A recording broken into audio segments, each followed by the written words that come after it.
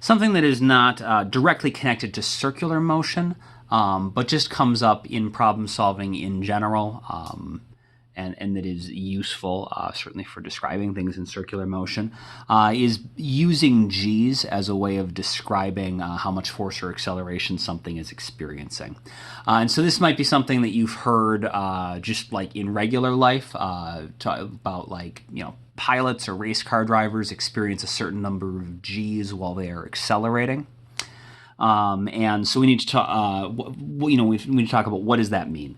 When we say something is experiencing a certain number of g's, what does that mean? And so the easier of the two to understand is if we're using g's as a measure of acceleration. So if an acceleration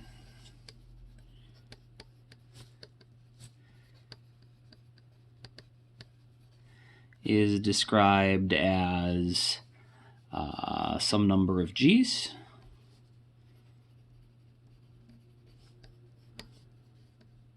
so if we said someone is accelerating at 3 g's, it means exactly what you expect. G already is an acceleration the way that we use it. It's 9.8 meters per second squared. So 3 g's just means 3 times 9.8. So an acceleration is described as some number of g's. How do I actually write this as an expression? So for example, 3 g's. Okay, so if we say something's acceleration is 3 g's, that just means that the acceleration is going to be 3 times g, which is the free fall acceleration due to gravity, which would be, in this case, 29.4 meters per second squared. So it's just the number of g's in terms. So it's just a description of your acceleration, and so the acceleration,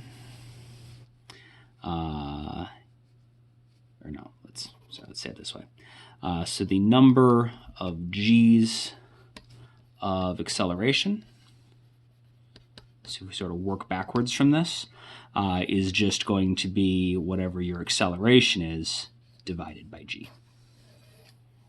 Okay, so if your acceleration was 29.4 meters per second squared, if you divide that by 9.8, you get 3, and so that means that you are experiencing 3 g's of acceleration. So it's just, basically it's a way of describing acceleration. Instead of using the unit of meters per second squared, it's just using g as a unit for acceleration. And although that is the one that is probably more intuitive, because that's how we use g as a acceleration most of the time, the way that you more often hear this used in everyday life is how many g's something feels or experiences. And it turns out that is actually a measure of force. So the number of g's felt, or experienced, or some similar sort of word, is actually not describing in terms of g being 9.8 meters per second squared, but it's actually talking about how many times or how the force the object is experiencing or feeling compares to the force of gravity. Experienced compares the force felt. This is usually the normal force. It's the exact same force that would define something's apparent weight, if you remember back to our elevator discussion and apparent weight. The energies felt or experienced compares the force felt to the force of gravity. And so if we say something, let's say we said a pilot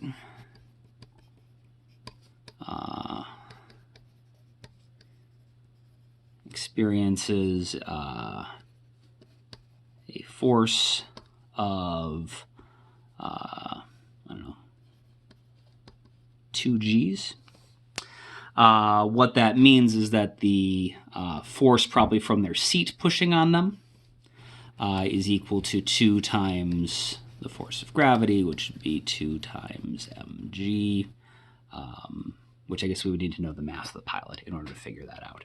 And so we can sort of write the same sort of expression we did for acceleration. The number of g's, when we're talking about force, is equal to the force felt, which again is usually the normal force, divided by the force of gravity. One thing that is sort of weird and confusing about these is that often they do not have the same number. So if your acceleration is 2 g's, often the number of g's you are feeling is not 2 g's. So let me just show you an example of that.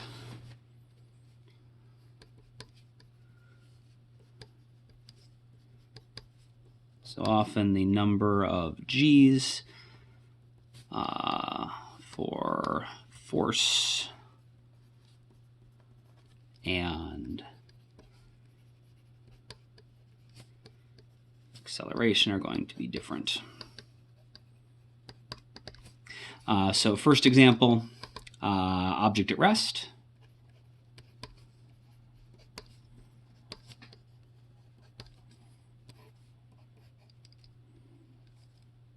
So you're going to have force of gravity sitting on the ground, some sort of normal force preventing it from falling. And so, of course, your net force is going to be 0, which means your acceleration is going to be 0.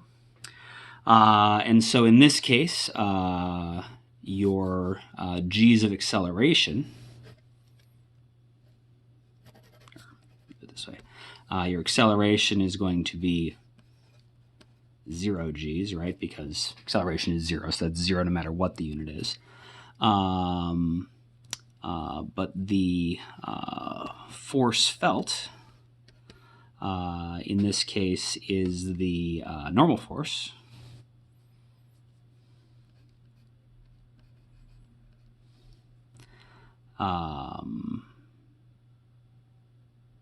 Sorry, I'm doing this poorly. So the acceleration in terms of g's is 0 g's.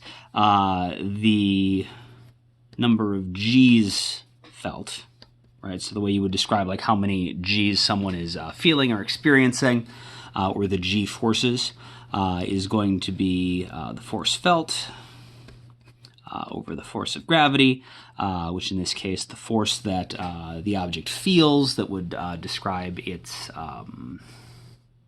the same thing that would determine like its apparent weight is the normal force, because we have nerves. Like if this is you have nerves in the bottom of your feet that can feel the ground pushing up on you, so you can feel the normal force, but your cells on an individual level are not able to feel like the individual force of gravity pulling down on them, and so we can't feel the force of gravity directly. So it's going to be Fn over Fg, but of course in this situation, if our net force is 0, our net force is equal to Fg, which is equal to 1, right? And so we have 1g. And so you'll notice we don't get the same number. When our acceleration is 0 g's and we are at rest, the number of g's that we feel is 1g, because you're not accelerating, so your acceleration is 0, but you're standing on Earth. It feels like 1 standard Earth gravity, and so you feel 1g worth of force. One other quick example. If you have an object in free fall,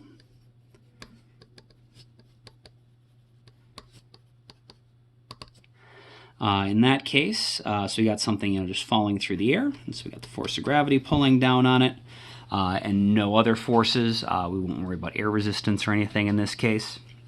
And so in this case, your force of gravity is m times g, and so your net force is also equal to Fg, which is going to be mg, and so your acceleration has to be downwards, which is going to be your net force over your mass, which, not surprisingly, right, this comes out to be g, which, that's because that's the free fall acceleration. That's what it should be. And so the number of g's of acceleration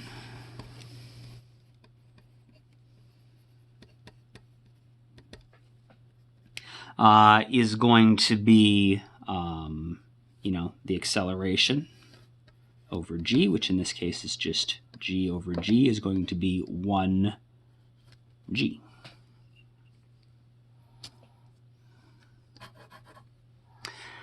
I realize that looks a little weird because we said g over g and suddenly there's a g in here. Remember, this is the equation that we had for acceleration. So you take the acceleration over g, but then the unit of this calculation is g's. And so this is g, like 9.8 meters per second squared. This is g referring to g's of acceleration. So g divided by g is 1. And so something in free fall it's accelerating at g. And so its acceleration is 1g. That should make sense. But the number of g's of force felt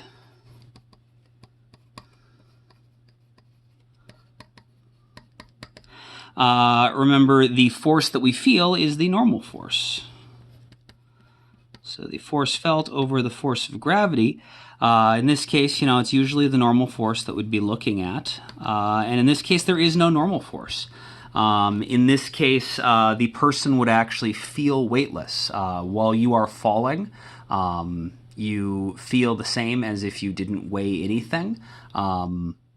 One of the biggest things that is difficult for astronauts to adjust to is the feeling of weightlessness, which is identical to the feeling of falling. And so until you get used to it, when you first go into space, it constantly feels like you're falling because you don't have the ground pushing up on you. You don't have a normal force pushing up. And so it confuses your brain because normally the only time you don't feel the ground pushing up on you is when there is no ground under you because you are falling. But so in this case, our normal force is 0. And so we are experiencing 0 g's of force being felt on us. It's important to notice that the g's of force is not describing the net force. It's describing this sort of apparent force or what it feels like. Whereas here, g is being used to describe an acceleration.